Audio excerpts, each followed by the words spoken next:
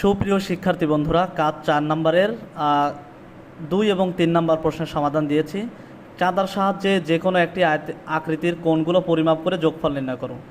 তো তোমাদের জ্যামিতি বক্সে ব্যবহৃত থাকা যে চাঁদা, সেই চাঁদার সাহায্যে আমরা একটা আয়তকার কাগজ অথবা A4 সাইজের কাগজের কর্ণ বরাবর কেটে নিলে যে ত্রিভুজটা উৎপন্ন হয়, যে কোনো একটি ত্রিভুজের 3টি কোণ পরিমাপ করবে।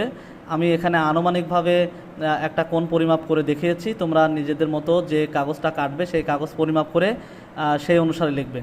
তো 3টা কোণ তৈরি হয়। আমরা জানি যে একটা কোণ সমকোণ, বাকি 2টা কোণের পরিমাণ আমি এখানে 60 ডিগ্রি এবং 30 ডিগ্রি ব্যবহার করেছি। তোমাদের পরিমাপে যে ফলাফল আসে সেটা লিখবে।